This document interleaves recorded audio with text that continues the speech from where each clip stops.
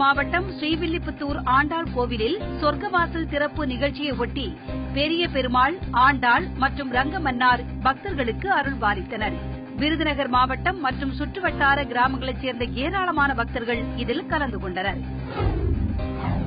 வைகுண்ட ஏகாதசியை முன்னிட்டு காஞ்சிபுரம் அஷ்டபுஜ பெருமாள் திருக்கோவிலில் நடைபெற்ற சொர்க்கவாசல் திறப்பு நிகழ்ச்சியில் ஏராளமான பக்தர்கள் கலந்து கொண்டு சுவாமி தரிசனம் செய்தனர்.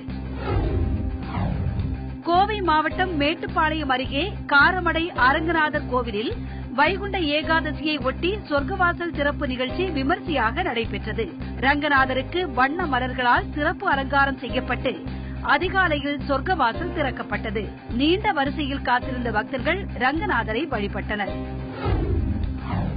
சேலம் மாவட்டம் ஆத்தூர் அருகே ஸ்ரீ வரதராஜ பெருமாள் கோவிலில் சொர்க்கவாசல் திறப்பு நிகழ்ச்சி ரத்தானதால் பக்தர்கள் ஏமாற்றமடைந்தனர்.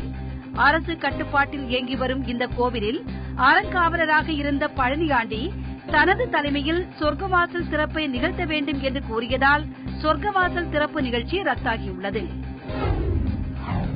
கும்பகோணத்தில் வரும் பிப்ரவரி மாதம் நடைபெறவுள்ள மகாமக திருவிழாவிற்கான முன்னேற்பாடுகள் விறுவிறுப்பாக நடைபெற்று வருகிறது. மகாமக குளம் 1.5 கோடி ரூபாய் மதிப்பில் தூர்வாரப்பட்டு வரும் நிலையில் நகருக்குள் 147 இடங்களில் 2 கோடி ரூபாய் செலவில் நவீன தற்காலிக கழிப்பறைகள் அமைக்கப்பட்டு வருகின்றன. நீலகிரி மாவட்டம் உதகையில் கிறிஸ்துமஸ் பண்டிகை களை கட்டியுள்ளது. கிறிஸ்துமஸுக்கு இன்னும் சில தினங்களே உள்ள நிலையில் கடைகளில் பல வண்ண நட்சத்திரங்கள், குடில்கள், வாழ்த்து அட்டைகள், கிறிஸ்துமஸ் மரம், கிறிஸ்துமஸ் தாத்தா, தொப்பி உள்ளிட்டவை விற்பனைக்கு வந்துள்ளன. அவற்றை வாங்குவதில் மக்கள் ஆர்வம் காட்டி வருகின்றனர்.